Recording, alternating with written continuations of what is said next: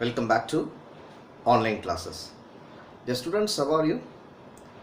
Today I am going to discuss with Indian Evidence Act. ஓகேங்களா? Indian Evidence Act வந்து இப்போ part 3ல வந்து தமிழில் பார்ப்போம். பார்ட் 3 என்ன சொல்லுதுன்னா, சாட்சியும் தாக்கல் செய்யப்படுதலும் அதன் விளைவும். ஒரு சாட்சியத்தை கோர்ட்டில் எப்படி தாக்கல் செய்வாங்க, எப்படி ஒரு சாட்சியத்தை வந்து ஒரு எவிடன்ஸை வந்து கோர்ட்டில் எடுத்து போய் சப்மிட் பண்ணுவாங்க. சப்மிட் பண்ணாங்கன்னா அதனுடைய கான்சிக்வன்ஸ் என்ன, அதான் production and the effect of evidence.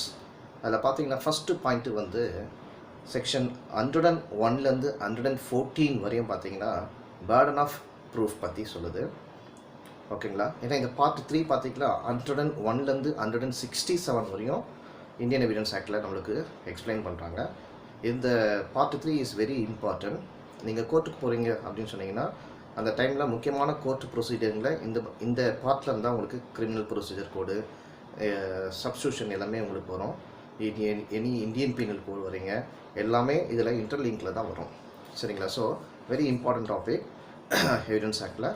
So இது பார்த்தீங்கன்னா இந்திய சாட்சிய சட்டத்தில் ஃபஸ்ட்டு பார்த்தீங்கன்னா மெய்ப்பிக்கும் சுமை, பேர்டன் ஆஃப் ப்ரூஃப். அப்போது பொறுப்பு யாருக்கு, அந்த சாட்சியத்தை காண்பிப்பதற்கு, ப்ரூவ் பண்ணுறதுக்கு பொறுப்பு யாருக்கு இருக்குது அப்படின்னு தான் பார்க்குறாங்க.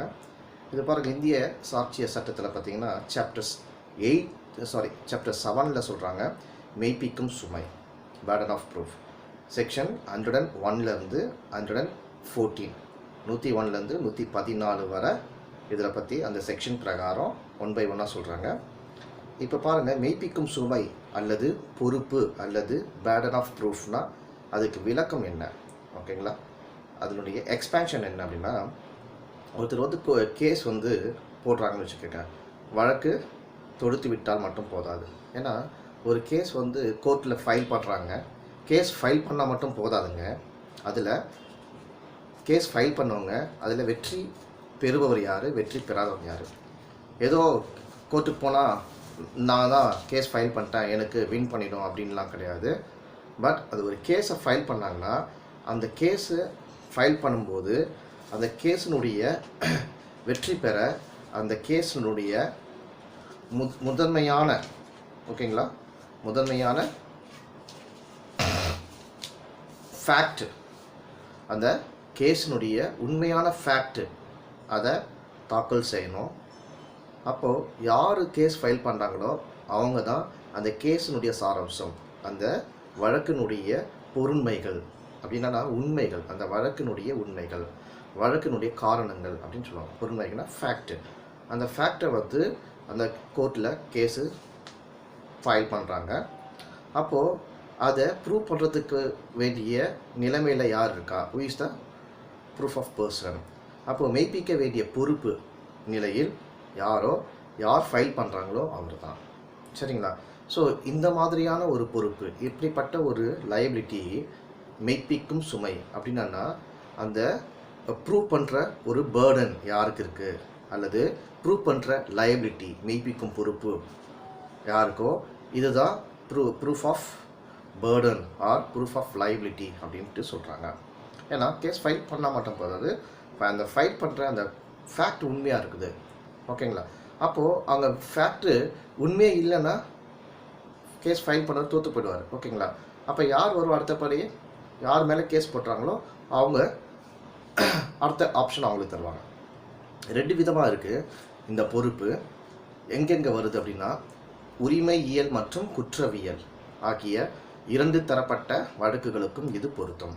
அப்படின்னா என்னங்க, இதனுடைய லைபிலிட்டி, இதனுடைய பொறுப்பு சிவில் கேஸ்லேயும் கிரிமினல் கேஸ்லேயும், ஓகேங்களா, 2 கேஸ்லேயும் இந்த பேர்டன் ஆஃப் ப்ரூஃப் வந்து சூட்டபுளாக இருக்கும்.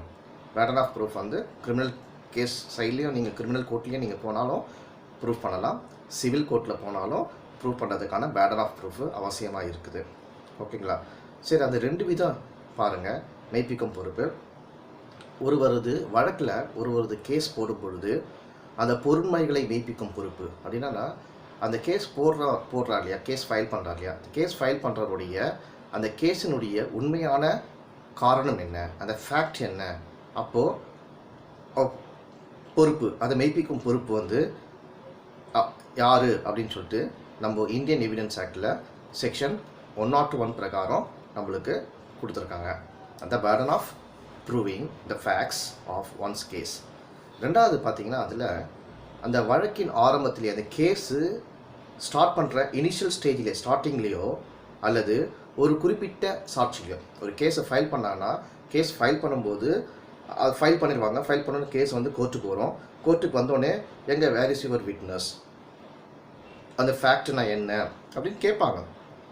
என்கொயரி ஸ்டேஜ் யார் பெட்டிஷன் ஃபைல் பண்ணுறாங்களோ அப்போ இவருக்கு கொடுக்கணும். அதுக்கு ஆப்போசிட் பர்சன் யார், அவங்களுக்கு ஒரு நோட்டீஸ் போகும்.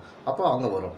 அப்போ பாருங்கள், ஒரு குறிப்பிட்ட ஸ்டேஜில் சாட்சியம் அளிக்கும் பொறுப்பு, ஒரு குறிப்பிட்ட ஸ்டேஜ் வந்தோடனே கேஸு சாட்சியம் அளிக்கும் பொறுப்பு, யார் எவிடன்ஸ் கொடுக்குறாங்களோ அவங்களுக்கு பொறுப்பு. அப்போ தான் அது ஸ்டார்ட் ஆகும். எடுத்த உடனே இது பொறுப்பு இருக்குது எடுத்துக்கங்க கேஸ் முடிச்சிருக்கலாம் சொல்ல முடியாது. இனிஷியல் ஸ்டேஜ் ஃபைல் பண்ணுவாங்க. அது ஃபேக்ட் என்ன, அது பொறுமை மெய்ப்பிக்கும் சுமை யாரோ அவங்க தான் பண்ணணும்.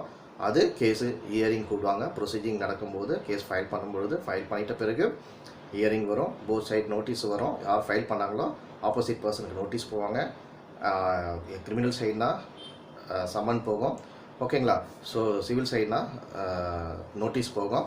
ஸோ இது மாதிரி பேஸில் வரும்பொழுது அவங்க சைடில் அது யார் ப்ரூவ் பண்ணுவாங்க, எந்த மாதிரி சிச்சுவேஷனில் ப்ரூவ் பண்ணுவாங்க அப்படின்றது மெய்ப்பிக்கும் சுமை அப்படின்னு வந்துடும், ஓகேங்களா. இதுதான் செக்ஷன் 101 சொல்லுது. Okay, the burden of introducing evidence at the beginning or at any particular stage of the case. இதுதான் செக்ஷன் 102 சொல்லுது, ஓகேங்களா. 101 என்ன சொல்லுதுன்னா, the burden of proving the facts of one case. ஒருவருடைய வழக்கினுடைய பொருண்மைகளை மெய்ப்பிக்கும் பொருள், ஒரு கேஸினுடைய ஃபேக்டை மெய்ப்பிக்கும் பொறுப்பு யாருக்கு அப்படின்னு சொல்லிட்டு செக்ஷன் 101 ஆஃப் எவிடன்ஸ் ஆக்ட் சொல்லுது. 102 என்ன சொல்லுதுன்னா, அந்த கேஸினுடைய இனிஷியல் ஸ்டேஜ் ஆரம்பத்திலோ இனிஷியல் ஸ்டேஜிலோ அல்லது ஒரு குறிப்பிட்ட கட்டத்திலோ ஒரு ஃபிக்ஸிங் டைம்லையோ அந்த கேஸ் ப்ரொசீஜர் நடக்கும் பொழுது அந்த மாதிரி டைமில் எவிடன்ஸ் கொடுக்குவதற்கு பொறுப்பு யார், அந்த பர்சன் வந்து எவிடன்ஸ் கொடுக்கணும் கோர்ட்டில், ஓகேங்களா. அதை செக்ஷன் 102 ஆஃப் எவிடன்ஸ் ஆக்ட் வந்து நம்மளுக்கு கிளியராக இண்டிகேட் பண்ணுறாங்க. சரிங்க, அப்போது மீதி இருக்கிற அந்த 103லேருந்து 112 வரையும் உள்ள அந்த செக்ஷன்லாம் மெய்ப்பிக்கும் பொறுப்பு குறித்து சில தனிப்பட்ட ஸ்பெசிஃபிக் ரூல்ஸ், சில தனிப்பட்ட விதிகளை அதுக்குன்னு தனியாக சொல்கிறாங்க, ஓகேங்களா. 103லேருந்து 112 வரையும் ஒரு செக்ஷன் இருக்குது. அதுக்கு வந்து தனித்தனியாக ஒரு சில தனிப்பட்ட விதிகளை சொல்கிறாங்க, ஸ்பெசிஃபிக் ரூல்ஸ் அப்படின்னு சொல்கிறாங்க. ஃபஸ்ட்டு நம்ம 101 102 ஃபஸ்ட்டு பார்ப்போம், அதுக்கப்புறம் அதை பார்க்கலாம். இந்த 101 என்ன சொல்லுதுன்னா, ஃபஸ்ட்டு பாயிண்டில் ஒருவரது வழக்கின் பொறுமைகளை ஒரு கேஸினுடைய ஃபேக்டை யார் மெய்ப்பிக்கணும் அப்படின்னா, யார் ஃபைல் பண்ணுறாங்களோ அவர் தான் ப்ரூவ் பண்ணணும். Okay, he who asserts must prove. அதனால் நாம் யார் கேஸ் போடுறாங்களோ அவங்க தான் அந்த கேஸை உடைய சாட்சியை அவங்க மெய்ப்பிக்கணும். யார் who is a filing authority person, that particular person only to prove the witness before the court, ஓகேங்களா. இவ்வாறு அவங்க ப்ரூவ் பண்ணலை, இவ்வாறு அவங்க கோர்ட்டில் போயிட்டு எவிடன்ஸு ப்ரூவ் பண்ணலை, மெய்ப்பிக்கப்படலை அப்படின்னா அவங்களுடைய வழக்கு வந்து டிஸ்மிஸ் ஆகிடும். அவங்களுடைய கேஸு இமிடியேட்டாக டிஸ்மிஸ் ஆகிடும். ஏன்னா எவிடன்ஸே இல்லாமல் அவங்க கேஸ் ஃபைல் பண்ணாங்கன்னா there is no validity of the case, அதுக்கு எந்த மீனிங்கும் இல்லை. ஏன்னா ஃபேக்ட்டு சொல்கிறாங்க, எவிடன்ஸே இல்லைன்னா as per the law of the Indian law வந்து எவிடன்ஸ் அங்கே ப்ரூவ் பண்ணால் மட்டும்தான் அந்த கேஸே வந்து நடத்துவாங்க, அப்போ தான் கண்டெஸ்ட் பண்ணுவாங்க, இல்லைனா கேஸு டிஸ்மிஸ் த பெட்டிஷன், ஓகேங்களா. அப்போது எனிவே ஒரு சிறந்த ஒரு அட்வொகேட்டு, ஒரு நல்ல ஸ்கில்டான ஒரு அட்வொகேட் என்ன பண்ணணும், ஒரு கேஸில் எந்தக பொருண்மைகளை மெய்ப்பிக்க முடியுமோ, எந்த மாதிரியான ஒரு ஃபேக்டோ அந்த கிளையண்ட்டுக்கு கொடுத்துருக்கானோ அந்த ஃபேக்டை எதை ப்ரூவ் பண்ண முடியுமோ கோர்ட்லேயோ அந்த ஃபேக்டை மட்டும்தான், அந்த பொருண்மைகளை மட்டும்தான் அந்த பிளெயிண்ட்டில் பெட்டிஷன் ஃபைல் பண்ணுறாரு பார்த்தீங்களா, பெட்டிஷன் ஃபைல் பண்ணுறாரு சிவில் சூட்டில். கிரிமினல் சூட்லனா கம்ப்ளைண்ட் ஃபைல் பண்ணுவாங்க, கம்ப்ளைண்ட், கிரிமினல்னா கம்ப்ளைண்ட்டு, சிவில் சூட்னா பிளைண்ட் அப்படின்னு சொல்லுவாங்க. எல்லாமே அந்த கேஸில் ஃபைல் பண்ணுறதுக்கு. அப்போது அதில் அந்த ஒரு பெட்டிஷனை எழுதும் பொழுது அவர் என்ன பண்ணோம், என்னென்ன அவர் கையில் ஃபேக்ட் இருக்குது, என்னென்ன எவிடன்ஸ் இருக்குது, அந்த எவிடன்ஸை பேஸ் பண்ணி தான் அந்த உண்மையான ரீசனை, உண்மையான அந்த பொருண்மைகள், உண்மையான ஃபேக்டை வந்து அவர் அந்த பெட்டிஷனில் எழுதி அதை டிராஃப்ட் பண்ணி அதை மட்டும்தான் கேஸை வந்து ஃபைல் பண்ணணும். அவர்கிட்ட எவிடன்ஸே கிடைக்காம ஃப்யூச்சரில் கிடச்சிரும், நான் பார்த்துக்கிறேன். கிளைண்ட் சொல்லுவான், சார் நீங்கள் கேஸ் ஃபைல் பண்ணுங்கள் சார், இதெல்லாம் நடந்தது, நான் வந்து விட்னஸ்க்கு மற்றது கொடுக்குறேன் சார் அப்படின்னு சொல்லுவான். அப்போது ஒரு ஸ்கில்டு பர்சன் தான் பண்ணணும். கேஸ் டிலே ஆனாலும் பரவாயில்ல, நம்மளுக்கு தேவை evidence, proper witness, proper evidence நம்ம கையில் ரிசீவ் பண்ணாத டாக்குமெண்ட்ரி எவிடன்ஸ் கிடைக்காத வரையும் நம்ம கேஸ் ஃபைல் பண்ணக்கூடாது. ஓகேங்களா? கேஸை ஃபைல் பண்ணி டைம் வேஸ்ட் ஆகும், டிஸ்மிஸ் ஆகிடும். ஓகேங்களா? ஸோ ஒரு குறிப்பிட்ட தாவாய், ஒரு குறிப்பிட்ட பெட்டிஷனை பண்ணுறவர் வந்து அப்படி தான் இருக்கணும்னு சொல்கிறாங்க. இந்த மாதிரி மெய்ப்பிக்க முடியாத பொருண்மைகளை சொல்லிவிட்டு இந்த மாதிரி ப்ரூவ் பண்ண முடியாத ஒரு ஃபேக்டை அந்த பெட்டிஷனில் நம்ம டிராஃப்ட் பண்ணி எழுதிட்டு, ஓகேவா, எழுதிட்டு அதற்கு பிறகு அந்த வழக்கு விசாரணை பொழுது கேஸ் வந்து என்கொயரி ஸ்டேஜ் வரும், கிராஸ் எக்ஸாமினேஷன் வரும். அப்போது என்கொயரி ஸ்டேஜில் வரும்பொழுது நம்மளால் சாட்சி எவிடன்ஸை வந்து நம்மளால் ப்ரூவ் பண்ண முடியல அப்படின்னு சொன்னோம்னா அந்த சிச்சுவேஷனில் போயிட்டு எவிடன்ஸ் கிடைக்குமா அங்கங்கே போயிட்டு சர்ச் பண்ணின்னு இருக்க முடியாது, தேடிக்கொண்டு இருக்க முடியாது. இதுதான் நம்மளுக்கு எவிடன்ஸ் ஆக்டில் செக்ஷன் 101 லீகல் லாங்குவேஜில் நம்மளுக்கு ஒன்று சொல்கிறாங்க. என்ன சொல்கிறாங்கன்னா, சட்ட மொழியில் என்ன சொல்கிறாங்கன்னா, சட்டப்படியான உரிமை, லீகல் ரைட்ஸ் அல்லது கட்டுப்பாடு, ஓகே, ஆப்ளிகேஷன், எதையேனும் பற்றி எந்த நீதிமன்றமும் எந்த கோர்ட்டும் தீர்ப்பு கொடுக்க வேண்டும் என்று யார் கேட்குறாங்களோ, யாராவது ஒரு பர்சன் வந்து கோர்ட்டில் போயிட்டு நம்மளுக்கு ஜட்ஜ்மெண்ட் ஃபேவராக வேணும், அந்த யார் கேட்குறாங்களோ அது வந்து அவர் கூறுகிற அவர் என்ன சொல்கிறாரோ அந்த பொருண்மைகளின் அந்த ஃபேக்டினுடைய உண்மைகளை பொறுத்திருக்குமானால், அவர் என்ன அந்த பெட்டிஷனில் சொல்லியிருக்காரோ அந்த பெட்டிஷனில் சொல்லப்படி அந்த உண்மைகள் வந்து அவர் ப்ரூவ் பண்ணி இருந்தார்னா, அந்த உண்மைகள் இருந்துச்சுன்னா அந்த உண்மையை யார் கேஸ் ஃபைல் பண்ணாரோ அந்த பர்சன் தான் அந்த ஃபேக்டை வந்து உண்மையை வந்து ப்ரூவ் பண்ணணும். இப்போ பேட்டர்ன் ஆஃப் ப்ரூஃப் யாருக்கு வருது? செக்ஷன் 101 பிரகாரம் who is the petitioner, who is the plaintiff, okay, அவரு தான் வந்து ப்ரூவ் பண்ணணும் அப்படின்னு சொல்லிட்டு கிளியராக நம்மளுக்கு சொல்கிறாங்க. அப்போ ஒருவர் எந்த பொறுமை இன்னும் உண்மையேனும் மெய்ப்பிக்க கடமைப்பட்டிருக்கும் போது யாராவது, அது பாருங்கள், எந்த ஃபேக்டையாவது உண்மை, அடுத்த பாயிண்ட்டு, எந்த ஃபேக்டையாவது அதுதான் ட்ரூ அப்படின்னு சொல்லிட்டு கோர்ட்டில் ப்ரூவ் பண்ணணும் அப்படின்னு சொன்னோன்னா அந்த பர்சன் வந்து ப்ரூவ் பண்ண டியூட்டி இருக்குது அப்படின்னு சொன்னாங்கன்னா அந்த யார் டியூட்டியோ அந்த பர்டிகுலர் பர்சன் தான் கோர்ட்டில் ப்ரூவ் பண்ணணும். பாருங்கள், காமனாக வந்துடும். யாருக்கு கடமை இருக்குதோ அந்த கேஸ் வரும்பொழுது ஒரு உண்மையான ப்ரூஃபிங் இருக்குது. ஃபார் எக்ஸாம்பிள் வேறு சைடில் இருக்கும் ப்ரூஃப், அவங்ககிட்ட என்கிட்ட இருக்குதுங்க இருந்தாங்க அப்படின்னு சொல்லுவீங்க. நீங்கள் உங்களுக்கு டியூட்டி, நீங்கள் ப்ரூவ் பண்ணிட்டு அதுலேருந்து வெளில வந்துடலாம். அப்போ மெய்ப்பிக்கும் சொறுப்பு, மெய்ப்பிக்கும் பேட்டர்ன் ஆஃப் ப்ரூஃப் அவரையே சார்ந்திருக்கும். ஓகேங்களா? இப்போ ஷார்ட்டாக சொன்னால், எந்த ஓர் நீதிமன்றம் ஒரு பொருண்மையை நம்ப வேண்டும் என்று விரும்புகின்றோம், எந்த கோர்ட்டு ஒரு உண்மையான தகவலை, உண்மையான ஃபேக்டை பிலீவ் பண்ண வேண்டும் சொல்லிட்டு விரும்புதோ, லைக் பண்ணுதோ, ஓகேவா, எந்த நபர், ஓகே, எந்த பர்சன் நீதிமன்றம், எந்த பர்சனோ ஒரு நீதிமன்றம் ஒரு ஃபேக்டை நம்ப வேண்டும் என்று நினைக்கிறாங்களோ அந்த பர்சனே அதை ப்ரூவ் பண்ணணும். அவர் தான் அந்த பொறுப்பை ஏற்றுக்கொள்ள வேண்டும், அவர் தான் அதை லைபிலிட்டி.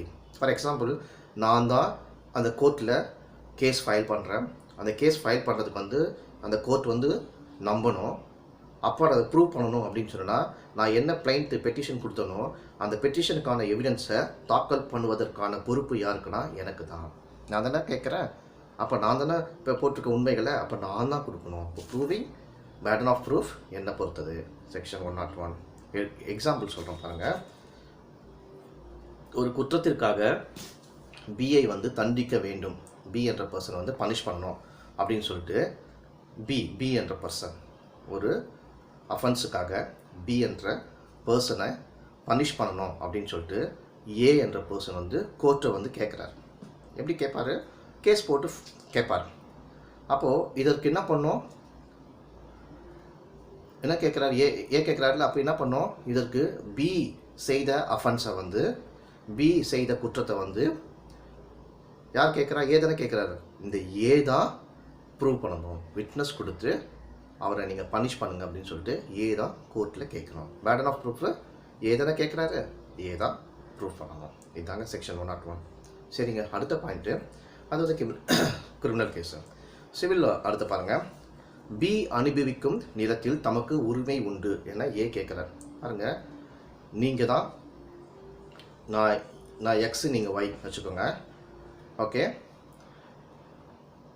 வேணாம், நானும் நீங்கள் வச்சுக்கோங்க. இதுக்கு எக்ஸ் ஒய். இப்போ நான் இருக்கேன், நான் தான் ஒரு லேண்டில் அனுபவிக்கிறதுக்கு எனக்கு தான் ரைட்ஸ் இருக்குது. அந்த லேண்டில் அதை அக்வசிஷனோ பொசஷனோ ஆர் அந்த லேண்டில் இருக்கிற எல்லா ரைட்ஸும் என்ஜாய் பண்ணுறதுக்கு எனக்கு தான் ரைட்ஸ் இருக்குது, எனக்கு தான் உரிமை இருக்குது. ஓகேவா? ஓகே, பாருங்கள், பி அனுபவிக்கும் நிலத்தில் எனக்கு தான் உரிமை இருக்குது. பாருங்கள், நீங்கள் அந்த லேண்டில் உட்காந்துட்ருக்கீங்க. கிளியராக சொல்லப்போனால் நீங்கள் என் லேண்டில் நீங்கள் உட்காந்துட்ருக்கீங்க. நான் கோர்ட்டுக்கு போகிறேன். ஓகேங்களா? நீங்கள் இருக்கிற லேண்டில் அந்த லேண்டு எனக்கு தான் உரிமை இருக்குது. ஓகே, அதில் அனுபவிக்கிறதுக்கும் என்ஜாய் பண்ணுவதற்கும் எல்லா ரைட்ஸும் எனக்கு தான் உரிமை இருக்குது, உங்களுக்கு கிடையாது அப்படின்னு சொல்லிட்டு நான் கோர்ட்டில் போகிறேன். கோர்ட்டில் போயிட்டு கேஸ் போட்டுட்டு எனக்கு ஜட்ஜ்மெண்ட் கொடுங்க, டிகிரி கொடுங்க அப்படின்னு சொல்லிட்டு நான் கோர்ட்டில் கேஸ் ஃபைல் பண்ணி நான் கேட்குறேன். இப்போ கேஸு சிவில் சூட்டில் கேஸ் ஃபைல் பண்ணும்பொழுதுனாலும் அப்போது இங்கே ப்ரூவ் பண்ணுறதுக்கு ரைட்ஸ் யாருக்கு இருக்குது? அவ்வாறு உரிமை உண்டு என்னும் பொறுமையை யார் மெய்ப்பிக்கணும் அப்படின்னு சொன்னால் யார் கேட்குறாங்க? நான் தானே கேட்குறேன். அந்த லேண்ட் வந்து எனது, அந்த லேண்டில் அவர் உட்காந்துட்ருக்கிறாரு, அந்த லேண்டு எல்லா ரைட்ஸும் என்ஜாய் பண்ணுறதுக்கு எல்லா உரிமையும் எனக்கு தான் இருக்குது அப்படின்னு சொல்லிட்டு நான் போய் கோர்ட்டை கேட்குறேன். கோர்ட்டில் கேஸ் ஃபைல் பண்ணுறேன்.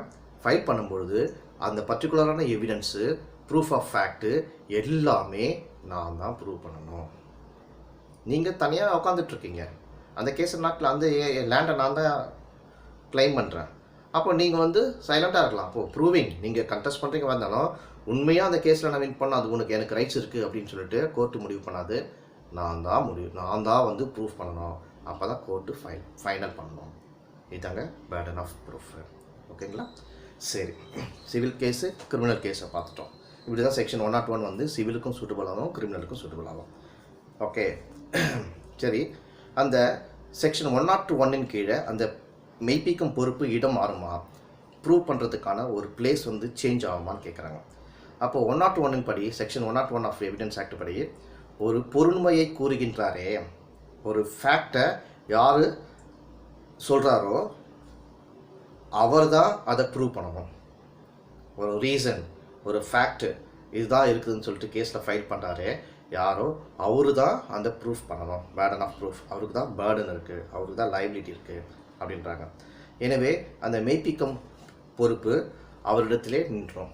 அப்போது ப்ரூவ் பண்ணுற ரைட்ஸ் வந்து அந்த பர்டிகுலர் பர்சன் யார் கேட்குறாரோ அவர்கிட்டயே ஸ்டாண்ட் பை நிற்கும். ஓகேவா? அதாவது அந்த மெய்ப்பிக்கும் பொறுப்பு அவரை தான் சார்ந்தது. ஓகே, ஆப்போசிட் பர்சனுக்கு மாறாது. ஆப்போசிட் பர்சன் வந்து ப்ரூவ் பண்ணணும், கேஸை கண்டெஸ்ட் பண்ணலாம் கிடையாது. இவர் ப்ரூவ் பண்ணலன்னா கேஸ் டிஸ்மிஸ், ப்ரூவ் பண்ணால் இவர் வின் பண்ணுவார். இதுதான் செக்ஷன் 101 கிளியராக சொல்லுது. ஓகே, எதிர் தரப்பினருக்கு மாறுவதில்லை, does not shift to opposite person. ஓகேங்களா? Now it clear. ஒரு கேஸ் பார்க்கலாம். WR colliery, WR colliery, COLLIERY colliery versus Bihar state cooperative marketing union. WR colliery versus Bihar state cooperative marketing union. இந்த கேஸில் பிளைன்டிஃப்னா தமிழில் வாதி. ஓகேங்களா? டிஃபெண்டன்ட்னா பிரதிவாதி அப்படின்னு சொல்லுவாங்க. இந்த கேஸில் வாதியானவர் பிளைன்டிஃப் வந்து என்ன பண்ணுறாருன்னா, ஒரு நிலக்கரி இருக்கு இல்லையா, அதை வந்து டிஃபெண்டன்ட்டுக்கு வந்து சேல்ஸ் பண்ணுறாரு, விற்கிறாரு. பிரதிவாதிக்கு வந்து விற்கிறாரு, சேல்ஸ் பண்ணுறாரு. அந்த நிலக்கரியினுடைய எடையை பொறுத்து, கோல் சொல்லுவாங்க, அந்த நிலக்கரியினுடைய வெயிட்டை பொறுத்து தான் அதனுடைய ப்ரைஸ் வந்து ஃபிக்ஸ் பண்ணுறாங்க. ஓகே, அந்த நிலக்கரியினுடைய வெயிட் எடையை பொறுத்து தான் அதனுடைய விலை நிர்ணயிக்கப்படும் அப்படின்னு சொல்லிட்டு இங்கே வாதி வந்து சொல்கிறார். வாதினா யார்? பிளைன்டிஃப், பெட்டிஷனர் சொல்கிறார். ஓகேவா? ஆனால் டிஃபெண்டன்ட்டோ பிரதிவாதியோ என்ன சொல்கிறாருன்னா, அந்த நிலக்கரியின் அந்த அளவு பொறுத்து தான் விலை நிர்ணயிக்க வேண்டும். அப்படின்னா அந்த நிலக்கரி இருக்கு இல்லையா, கோல் இருக்கு இல்லையா, அதனுடைய குவான்டிட்டியை பேஸ் பண்ணி தான். அவர் சொன்னார் வெயிட் சொன்னார் கிளைண்ட்டு, வாதி. இவர் டெஃபரண்ட்டு எதிர்வாதி என்ன சொல்கிறாருன்னா, பிரதிவாதி இல்லைங்க, அளவு எவ்வளோ குவான்டிட்டி இருக்கோ அதை பேஸ் பண்ணி தான் ரேட்டை ஃபிக்ஸ் பண்ணணும் அப்படின்னு சொல்கிறாங்க. உடனே என்ன பண்ணுறாரு, இது மாதிரி அவங்களுக்குள்ளே சேல்ஸ் பண்ணிவிட்டு ஃபிக்ஸ் பண்ணியிருக்காங்க. உடனே சண்டை வந்துச்சு, டிஸ்பியூட் வந்துச்சு. உடனே என்ன பண்ணுறாரு, இந்த பிளைன்டிஃப் தான் பெட்டிஷனரு, ஓகேங்களா, அவர் என்ன பண்ணுறாருன்னா கேஸு ஃபைல் பண்ணுறாரு. அப்போது இந்த மாதிரியான இந்த விலையை நிர்ணய முறை குறித்து, இந்த மாதிரியே ஃபிக்ஸேஷன் ஆஃப் தி ரேட்டை பற்றி 2 பர்சன்ஸும் 2 தரப்பினர்களாலும் ஒரு சரியான சாட்சிகளை வந்து கோர்ட்டில் சமர்ப்பிக்க முடியலை.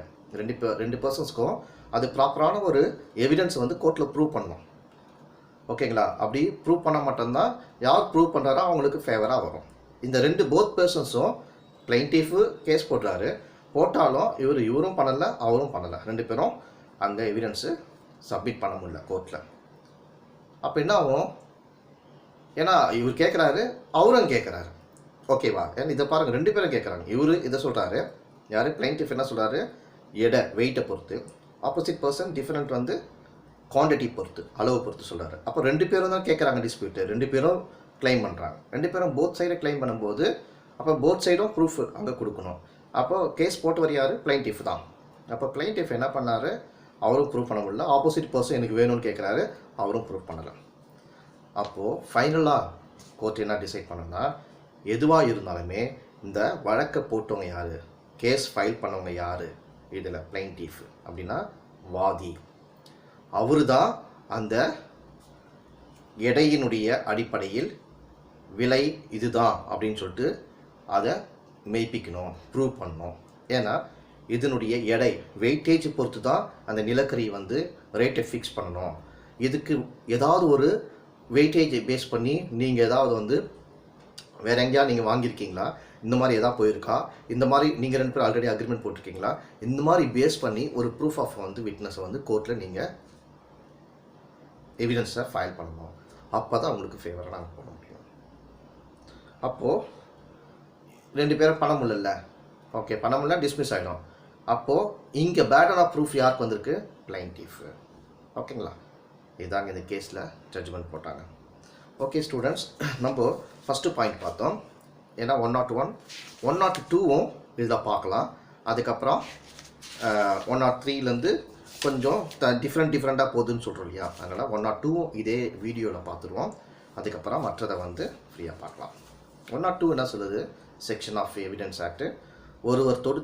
ஒருவர் கேஸ் ஃபைல் பண்ணுறாங்களே, கேஸு யார் ஃபைல் பண்ணுறாங்களோ அவரே தான் மெய்ப்பிக்கணும் என்பது செக்ஷன் 101னுடைய ஒரு முக்கியமான அம்சம், முக்கியமான ரூல் வச்சுக்கோங்க. அப்போது யார் கேஸு ஃபைல் பண்ணுறாங்களோ அவரே ப்ரூஃப் பண்ணிட்டாருன்னா அந்த கேஸில் அவர் தான் வின் பண்ணுவார் அப்படின்னு சொல்லிட்டு நம்ம பார்க்குறோம்.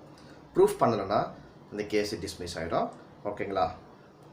சரி, ஓகே, அவர் கேட்கின்ற ஒரு நிவாரணம் அப்போ ஆட்டோமேட்டிக்காக அவருக்கு கிடைக்கும். அவர் வந்து ஏதாவது ஒரு கிளைம் கேட்குறாரு, சிவில் கேஸ்னால் கிளைம் கேட்குறாருன்னா கண்டிப்பாக அவர் வந்து ப்ரூவ் பண்ணிட்டாருன்னா அவருடைய கிளைமு அவருக்கு கிடைச்சிடும், அவர் கோரிய நிவாரணம் அவருக்கு கிடைத்துவிடும்.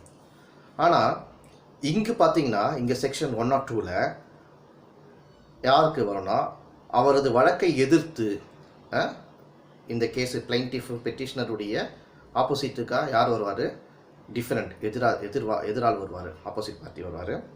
அப்போது எதிர்த்தரப்பினர் என்ன பண்ணுவார்னா, ஏதாவது இவர் சொல்கிறதுக்கு ஏதாவது வந்து ஒரு வாதத்தை முன்வைத்தால், அவர் ஏதாவது சொல்ல வரணும் அப்படின்னா அவர் என்ன பண்ணணும், ரிட்டன் ஸ்டேட்மெண்ட் கொடுக்கணும்.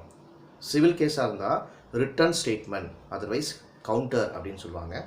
கிரிமினல் கேஸுனாலும் உங்களுக்கு என்ன பண்ணுவாங்க, கிரிமினல் கேஸ் என்னாங்கன்னா அவங்களுக்கும் கவுண்டர் கொடுத்தேன்னு கேட்பாங்க, சரிங்களா. ஸோ ஆப்போசிட் பார்ட்டியும் வந்து நேரடியாக வந்து ப்ரூவ் பண்ணணும். அதுக்கு சிவில் கேஸில் வந்து உங்களுக்கு வந்து கவுண்டர் கொடுக்கணும், சரிங்களா, பெட்டிஷன் என்ன வந்துன்னு சொல்லிட்டு. அப்போது இதை பாருங்கள், அவர் ஏதாவது சொல்லணும் அப்படின்னா எல்லாமே ஸ்டேட் அஃபிடவிட்டோ எதுவாக இருந்தாலுமே இவங்க அந்த கேஸை ஃபைல் பண்ண கோர்ட்டில், சரியா. அப்போது அது குறித்து டேரெக்டாக கோர்ட்டில் வந்து நேரடியாக சொல்ல முடியாது, எல்லாமே ஸ்டேட்மெண்ட் ரெக்கார்ட் பண்ணி இது வந்து ரிட்டன் ஸ்டேட்மெண்ட்டு அப்படின்னு சொல்லிட்டு, அப்படின்னா அதுக்கு ஆப்போசிட்டு அவர் சொன்னதுக்கு அது இல்லை இது அப்படின்னு சொல்லிட்டு டிராஃப்ட் எழுதி கோர்ட்டில் கேஸு ஃபைல் பண்ணணும், ஓகேங்களா. அப்போது அது குறித்து அந்த பொருண்மை அந்த ஃபேக்டை அந்த எதிர்த்தரப்பினரை மெய்ப்பிக்கணும். பாருங்கள், ஆப்போசிட் பார்ட்டி சொல்கிறாரு வச்சுக்கோங்களேன், இல்லைங்க அப்படின்னா அப்போது கவுண்டர் கொடுக்குறாரு இல்லையா, ரிட்டன் ஸ்டேட்மெண்ட் கொடுக்குறாரு பார்த்தீங்களா ஆப்போசிட் பார்ட்டி, கொடுக்கறது மட்டும் போதாது, அதுக்கு ப்ரூஃபு அவர் தான் சப்மிட் பண்ணும் எவிடன்ஸு கோர்ட்டில். ஓகே, சும்மா நார்மலாக கவுண்டர் போடுறேங்க, ரிட்டன் ஸ்டேட்மெண்ட் போட்டுருங்க, ஸ்டோரி மாதிரி அவர் போட்டாரா நானும் போட்டுறேன் அப்படின்னு சொல்லிட்டு போட்டுருவாங்க. அப்படி தான் இப்போ மாடர்ன் ட்ரெண்டில் நிறைய 25% ஆஃப் தி கேசஸ் வந்து போயிட்டுருக்கு. அதனால தான் கேஸினுடைய கோர்ட்டுடைய டைம் போயிட்டுருக்கு. ஓகேங்களா, பெண்டிங் போயிட்டுருக்கு. ஸோ அந்த மாதிரியை வந்து அங்கே மேஜிக் ஷோ பண்ணுற மாதிரிலாம் கோர்ட் கிடையாது. ஆப்போசிட் பார்ட்டி என்ன சொல்கிறாரோ, கோர்ட்டுன்றது ஓகேங்களா ஒரு நீதித்துறை, ஜஸ்டிஸ் கிடைக்கிற இடம். அங்கே டைமை வேஸ்ட் பண்ணுறதுக்காக நம்ம போகக்கூடாது. விட்னஸ்ன்றது கரெக்டாக அந்த மட்டும் தான் போடணும், இல்லைனா சைலண்ட்டாக இருந்துட்டு வந்துடணும். உங்களுக்கு விட்னஸே கிடைக்கல அப்படின்னு சொன்னீங்கன்னா நீங்கள் தேடணும். சப்போஸ் உங்கள் சைடில் ரைட்டாக இருக்குன்னா நீங்கள் தேடணும். சம்டைம்ஸ் உங்களுக்கு கிடைக்காது, மிஸ் ஆகிடும், அது கோர்ட்டுக்கிட்ட பர்மிஷன் வாங்கணும். ஓகேங்களா, இதெல்லாம் ப்ரொசீஜர். ஸோ அப்போ என்ன ஆகும், நீங்கள் தான் ப்ரூவ் பண்ணுறதுக்கு, இல்லைன்னா டிஸ்மிஸ் ஆகிடும். ஓகேங்களா, ஸோ இந்த மெய்ப்பிக்கும் சுமை, இதை ப்ரூவ் பண்ணுற பேர்டன் வந்து இங்கே யார்கிட்ட போகுது, வழக்கை யார் கேஸ் போட்டாங்க அவர்கிட்ட இருந்து, கேஸ் ஃபைல் பண்ணவர்கிட்ட இருந்து ஆட்டோமேட்டிக்காக ஆப்போசிட் பார்ட்டி டிஃப்ரெண்ட் சைட்கிட்ட சேஞ்ச் ஆகுது, இடம் மாறுது. பார்த்தீங்களா, இந்த மாதிரியான இடம் மாறுது, யார் கேஸ் போட்டாங்க அவர்கிட்ட இருந்து ஆப்போசிட் பார்ட்டிக்கிட்ட இடம் மாறுது. பார்த்தீங்களா, பேர்டன் ஆஃப் ப்ரூஃப் ஷிஃப்டிங். ஓகேங்களா, இதுதான் செக்ஷன் 102 ஆஃப் எவிடன்ஸ் ஆக்ட் வந்து நம்மளுக்கு சட்டத்தில் இடம் கொடுத்துருக்காங்க. ஓகே, பொதுவாக இந்த ஒரு நான் இப்போ சொல்ல போகிறத பேஸ் பண்ணி வரும். இதை கொஞ்சம் நல்லா ஷார்ப்பாக டீசெண்டாக சொல்கிறோம் அப்படின்னா, அந்த மெய்ப்பிக்கும் பொறுப்பு எவரை சார்ந்தது அப்படின்னு சொல்லிட்டு ஒரு ஹெட்டிங்கே போடலாம் அப்படின்னு சொல்கிறாங்க. ஓகேங்களா, அந்த சிவில் கேஸோ அல்லது அந்த சிவில் கேஸில் இருக்கிற ஒரு ப்ரொசீடிங் நடக்குது, உரிமை வழக்கு அல்லது அந்த நடவடிக்கை ஒன்றில் அந்த மெய்ப்பிக்கும் பொறுப்பு ப்ரூவ் பண்ணுற பேர்டன் யாருக்குன்னா, ரெண்டு தரப்பிலுமே சாட்சி எதுவுமே கொடுக்கல, both side plaintiff or different சைடில் ரெண்டு சைடுமே எவிடன்ஸ் வந்து அங்கே கோர்ட்டில் சப்மிட் பண்ணலை அப்படின்னா, அப்போது யார் டிஃபீட்டாவா, எவர் தோற்று போய்விடுவாரோ அவரை தான் சார்ந்திருக்கும். ஏன்னா ரெண்டு தரப்பிலும் சாட்சி எதுவுமே கொடுக்கவில்லை என்றால் எவர் தோற்று போய்விடுவாரோ அவரை சார்ந்திருக்கும். ஏன்னா ப்ரூஃபு ஸ்டார்டிங்கில் கேட்குறாரு பார்த்தீங்களா, கேஸ் ஃபைல் பண்ணுறாரு பார்த்தீங்களா, அப்போ அவர் ஃபைல் பண்ணியிருப்பார், அவர் வேணும்னு சொல்லிட்டு அவரால் எடுக்க முடியாது. ஓகே, அப்போ அதுக்கு முன்னாடி ஆல்ரெடி இருப்பார், அவரு ப்ரூவ் பண்ண முடியாது. ஓகே, இதுதான் இதில் தான் சாட்சி அளிக்கும் பொறுப்பு என்று நம்ம சொல்கிறோம். இதில் வந்து எவிடன்ஸ் லைபிலிட்டி அப்படின்னு சொல்கிறாங்க. பாருங்கள், இந்த வாதினா பிளைன்டிஃப் வந்து அவருடைய கேஸை மெய்ப்பிக்கும் சாட்சியங்களை அவர் வந்து கண்டிப்பாக சமர்ப்பிக்கணும். அவர் கேஸு இருக்கும் பொழுது அந்த எவிடன்ஸை வந்து அவரால் ப்ரொடியூஸ் பண்ண முடியல, மிஸ் ஆயிடுச்சு அப்படின்னு சொல்லினா, ப்ரொடியூஸ் பண்ண முடியாதுன்னா பிளைன்டிஃபு அந்த கேஸில் கண்டிப்பாக அவர் வந்து டிஃபீட் ஆகிடுவார், தோற்று போய்விடுவார். ஓகேங்களா, வின் பண்ண மாட்டார். எனவே அப்போது அவர் வின் பண்ணணும் அந்த கேஸில் அப்படின்னா கண்டிப்பாக பேர்டன் ஆஃப் ப்ரூஃபு அவர்கிட்ட தான் இருக்குது. அப்போது அவர் தான் ப்ரூவ் பண்ணணும் எவிடன்ஸை. அவர் தான் பிளைன்டிஃப், அவர் தான் வாதி. பிளைன்டிஃப்னால் யார் கேஸ் போட்டாங்களோ அவர் தான் பிளைன்டிஃப்னு சொல்லுவாங்க. சரியா, அது மட்டும் இல்லாமல் இந்த வாதி சாட்சியங்களை சமர்ப்பித்து விட்டால் அந்த பிளைன்டிஃபு எவிடன்ஸை வந்து கோர்ட்டில் ப்ரொடியூஸ் பண்ணிட்டால் ஆட்டோமேட்டிக்காக அந்த கேஸ்லேருந்து அவர் வின் பண்ணிடுவார். ஓகேங்களா, எனவே வாதியினுடைய வழக்கிற்கு எதிரான பொருண்மைகளை, இப்போது வாதி வந்து கேஸ் ஃபைல் பண்ணியிருக்காரு, கேஸ் ஃபைல் பண்ணும்போது என்னென்ன ஃபேக்ட் வந்து சொல்லிட்டு பெட்டிஷன் கேஸ் ஃபைல் பண்ணி பிளைண்ட்டில் போட்டார் பார்த்தீங்களா, அப்போது அந்தனுடைய காப்பி வந்து ஆப்போசிட் பார்ட்டி மேலே தானே கேஸ் போட்டுப்பார், அந்த ஆப்போசிட் பார்ட்டி அவர் தான் டிஃபரெண்ட் பிரதிவாதி. அவர் என்ன பண்ணுறாரு, தக்க சாட்சி அளித்து அவர் மெய்ப்பிக்கணும். ஏன்னா சப்போஸ் அவருக்கும் பொறுப்பு பேர்டன் ஆஃப் ஷிஃப்ட் மாறுது, அவர்கிட்ட கொடுப்பாங்க, அவர் வந்து கரெக்டாக எல்லாமே ப்ரூஃப் கொடுத்துட்டு இதுதாங்க அப்படின்னு சொல்லிட்டு அவர் சொன்னார்னா அங்கே மெய்ப்பிக்கும் சுமை, அங்கே பேர்டன் ஆஃப் ப்ரூஃப் யாருக்கு போகுதுன்னா டிஃபெண்டன்ட் சைடு பிரதிவாதிக்கு போகுது. ஓகேங்களா, இதை செக்ஷன் 102 கீழே நம்ம மெய்ப்பிக்கும் பொறுப்பு ஃபஸ்ட்டு அந்த வாதியிடமிருந்து பிரதிவாதிக்கு மாறுகிறது. ஓகே, பிளைன்டிஃப்லேருந்து டிஃப்ரெண்ட்டுக்கும் மாறுது. ஏன்னா பிளைன்டிஃப் கேஸ் ஃபைல் பண்ணுறாரு, கோர்ட்டில் போகிறாரு, அதை பேஸ் பண்ணி நோட்டீஸ் போகும்போது அந்த பிளைன் காப்பி ஆப்போசிட் பார்ட்டிக்கு போகும். அவர் டிஃப்ரெண்ட் கிட்ட ப்ரூஃப் கண்டிப்பாக இருந்துச்சு அப்படின்னு சொன்னால் அவர் கண்டிப்பாக அவரும் சப்மிட் பண்ணணும். அப்போது அந்த செக்ஷன் 102 அவருக்கும் ரைட்ஸ் கொடுக்குது. ஒருத்தரோட போலங்க, அவருக்கு 1 or 2 ரைட்ஸ் கொடுக்குது. அப்போ அவர் ப்ரூவ் பண்ணிட்டாருன்னா என்ன வரும், ஆட்டோமேட்டிக்காக இவர் தோற்று போயிடுவார், அவர் வின் பண்ணிடுவார். ஓகே, ஒரு எக்ஸாம்பிள் சொன்னால் இன்னும் கொஞ்சம் நல்லா உங்களுக்கு புரியும். எடுத்துக்காட்டு, ஏயினுடைய அனுபவத்தில் சில நிலங்கள் இருக்குது. ஏ வந்து என்ஜாய் பண்ணுறாரு, சில லேண்ட்ஸ்லாம் அவர்கிட்ட தான் இருக்குது. அந்த நிலங்கள் வந்து அந்த லேண்ட் வந்து பி என்பவருக்கு சொந்தமானது. பி என்ற பர்சனுக்கு வந்து அதுதான் ஓன் லேண்டு அப்படின்னு சொல்லிட்டு கிளைம் பண்ணுறாரு பி. அவர் என்ன பண்ணுறாரு கேட்டுட்டு இவர் என்ன பண்ணுறாருன்னா ஏக்கு அகைன்ஸ்டாக, ஏக்கு மீது ஒரு சிவில் சூட்டில் கேஸ் வந்து ஃபைல் பண்ணுறாரு. ஓகேவா? அப்போது தனக்கு அவர் என்ன சொல்கிறாரு, பி தான் கேஸ் ஃபைல் பண்ணுறார். ஓகேங்களா? அப்போது என்ன சொல்கிறார், அது மட்டும் தனக்கு ஏயினுடைய தகப்பனார், அவர் என்ன சொல்கிறாருன்னா பி, ஏயினுடைய அப்பா அந்த லேண்டை உயில் மூலம் கொடையாக அழித்து விட்டதாக பி சொல்கிறாராம். பி என்ன சொல்கிறாரு, ஏயினுடைய ஃபாதர் வந்து கிஃப்ட் டீடில் உயிலே கிஃப்ட் கொடுத்துட்டாராம். ஓகே, உயில் போடும்போது வில் எழுதும்போது அது கிஃப்ட் உயில்னு எழுதிட்டாராம். ஓகேங்களா? வில்ல கிஃப்ட் வில் அப்படின்னு சொல்லிட்டு எழுதிட்டாராம். உயில் மூலியமாக ஒரு கிஃப்டாக கொடுத்துட்டார், கொடையாக கொடுத்துட்டாராம் அப்படின்னு சொல்லிட்டு பி சொல்கிறார். யார்? ஏ ஃபாதர் கொடுத்துட்டாருன்னு சொல்லிட்டு. ஆனால் ஏ தான் அந்த லேண்டில் இருக்கிறார். ஓகேங்களா? அப்போது இங்கே ரீசன் பாருங்கள், இங்கே ரெண்டு தரப்பினராலும் போத் பர்சன்ஸ் ஏ பி போத் பர்சன்ஸ்னாலையும் எவிடன்ஸ் வந்து ப்ரொடியூஸ் பண்ண முடியல கோர்ட்டில். ஓகேவா? ரெண்டு தரப்பினராலும் சாட்சிகள் ஏதும் சமர்ப்பிக்கப்படவில்லை. எனவே இங்கே பி தானே கேஸ் ஃபைல் பண்ணார். அப்போது ஆட்டோமேட்டிக்காக பி தான் அந்த கேஸில் தோற்று போயிடுவார், டிஃபீட் ஆகிடுவார். அப்போது அந்த மேற்படி அந்த சொத்து ஏக்கே அந்த நிலங்கள் சொந்தமாகிவிடும். ஏன்னா ஏ தான் அந்த லேண்டில் இருக்கிறாரு. ஓகே, ஆனால் அந்த ஏ இருக்கிற லேண்டு தான் பிக்கு சொந்தம். ஏவுடைய அப்பா தான் வந்து ஒரு வில் மூலமாக கிஃப்ட் வில் மூலமாக எழுது எனக்கு கொடுத்துட்டாரு அப்படின்னு சொல்லிட்டு பி சொல்லிட்டு கேஸ் போடுறாரு. கேஸ் போடும்போது இங்கே பேட்டர் ஆஃப் ப்ரூஃப் ஃபஸ்ட்டு யார் பிளைன்டிஃபோ அவங்க தான் சொல்லணும். அவரும் சாட்சி ப்ரூவ் பண்ண முடியல, ஏவும் சாட்சி ப்ரூவ் பண்ண முடியல. பட் இருந்தாலும் ஏ வந்து கேஸ் போடலை. ஓகேங்களா? அந்த லேண்டில் அப்போசிஷனில் அவர் தான் இருக்கிறாரு. இந்த மாதிரி சிச்சுவேஷனில் வந்துச்சு அப்படின்னு சொன்னாங்கன்னா யார் கேஸ் ஃபைல் பண்ணாலும் அவங்க கண்டிப்பாக டிஃபீட் ஆகிடுவாங்க, வின் பண்ண முடியாது, தோற்று போயிட்டாங்க.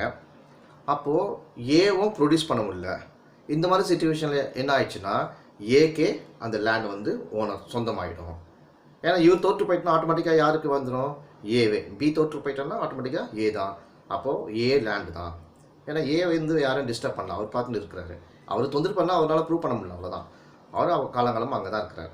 ஓகேங்களா? ஸோ அதுக்குன்னு ஏ நீ வெளில போயிடுன்னு சொல்ல முடியாது. ஸோ ஏக்கு தான் அந்த சொந்தம். எனவே இந்த வழக்கில் தோற்று போய் விடும் நிலையில் உள்ள இந்த பி தான் அந்த வழக்கு மெய்ப்பிக்கும் பொறுப்பு உடையவர். இந்த ஏரியாவில் யார் வின் பண்ணாமல் தோற்று போயிட்டாங்களோ பி தான் கேஸ் ஃபைல் பண்ணார். அந்த பிக்கு தான் ப்ரூவ் பண்ணுவதற்கான அந்த பேர்டன் வந்து இங்கே வந்து இந்த கேஸில் வருது. பேர்டன் ஆஃப் ப்ரூஃப் பிக்கு தான் வருது. ஓகேங்களா? சரிங்க, அடுத்த எக்ஸாம்பிள். ஒரு டாக்குமெண்ட், ஒரு பாண்டு மூலமாக ஒரு ஆவணத்தின் கீழ் வர வேண்டிய ஒரு கணக்குக்காக ஏ என்பவர் என்ன பண்ணுறாருன்னா பியின் மீது கேஸ் போடுறார். இது ரெண்டாவது எடுத்துக்காட்டு எக்ஸாம்பிள். ஓகே, அந்த ஆவணம் எழுதி கொடுத்ததை பி வந்து ஒத்துக்கொள்கிறார். ஆனால் அது மோசடியால் பெறப்பட்டது என சொல்கிறாரு. இதை ஏ வந்து மறுக்கிறார். இல்லைங்க அப்படிலாம் கிடையாது அப்படின்னு சொல்கிறார். இப்போ ரெண்டு தரப்பினரானாலும் ஏன்னா மறுக்கிறார் இல்லையா, மறுக்கும்போது ரெண்டு தரப்பினரானாலும் அந்த சாட்சியங்கள் எதுவுமே கோர்ட்டில் ப்ரொடியூஸ் பண்ண முடியல, சமர்ப்பிக்கப்பட முடியல வச்சுக்கோங்க. அப்போது ஏ தான் அந்த கேஸில் வந்து வெற்றி பெறுவார், வின் பண்ணுவார். ஏனெனில் ஏ செய்த மோசடி பியால் மெய்ப்பிக்கப்படவில்லை. ஏ மோசடி செஞ்சுட்டா சொல்லி தான் பி கேஸ் ஃபைல் பண்ணியிருக்காரு. ஓகேவா? அப்போது அந்த பி வந்து அங்கே ப்ரூஃப் ஆஃப் ஃபிட்னஸ் அங்கே கொடுக்க முடியல, ஏவும் கொடுக்க முடியல. ஓகேவா? இதனால் பி வந்து அந்த கேஸில் கண்டிப்பாக டிஃபீட் ஆகிட்டார், வின் பண்ண முடியல, தோற்று போயிட்டார்.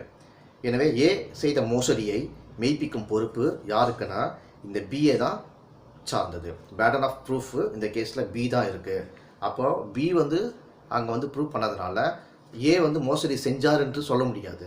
மோசடி செஞ்சார்னு சொல்லிட்டு ப்ரூவ் பண்ணால் தான் அவர் மோசடி செஞ்சார்னு அர்த்தம். இல்லை அவரே நான் தான் மோசடி செஞ்சேன்னு அவரை ஒத்துக்க முடியுமா? ஒத்துக்க முடியாது. இதுதாங்க பேர்டன் ஆஃப் ப்ரூஃப். ஓகே, அது வந்து செக்ஷன் 101 பிரகாரம் பார்த்துட்டோம். சரி, 102 கீழ் மெய்ப்பிக்கும் பொறுப்பு இடம் மாறுமா அப்படின்னு சொல்லிட்டு எடுத்துக்காட்டில் நம்ம பார்த்துருக்கோம்.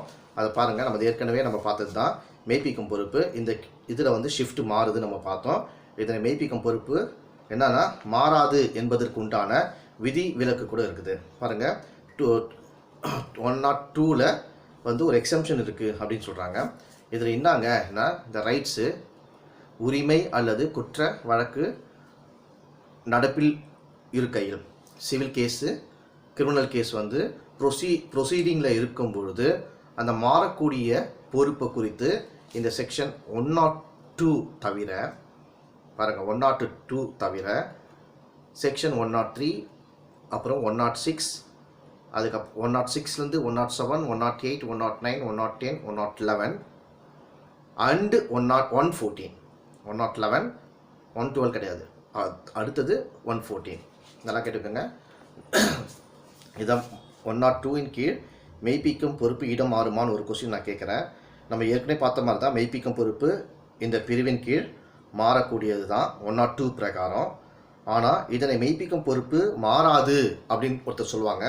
அதுக்கு உண்டான சில விதிவிலக்கு சொல்லுவாங்க, எக்ஸம்ஷன். அது ஏதாவது ஒரு செக்ஷன் வச்சுட்டு மாறாதுங்க எக்ஸம்ஷன் இருக்குன்னு சொல்லிட்டு வருவாங்களே, அந்த எக்ஸம்ஷன் தான் இதில் பார்க்க போகிறோம். 102க்கு எக்ஸம்ஷன் இருக்குன்னா அது எதுலன்னா இந்த சிவில் கேஸ்லேயும் கிரிமினல் கேஸ்லேயும் கேஸு ப்ரொசீடிங்கில் இருக்கும் பொழுது மாறக்கூடிய பொறுப்பு லைபிலிட்டி ஃபேக்டை ப்ரூவ் பண்ணுறதுக்கான பொறுப்பு குறித்து அந்த செக்ஷன் 102 தவிர மற்ற 103 அண்ட் 106 அதிலிருந்து 106லேருந்து 107 108 109 110 111 அண்ட் அப்புறமா 114. ஓகேங்களா? மேலும் குறிப்பாக கூறுகிறது.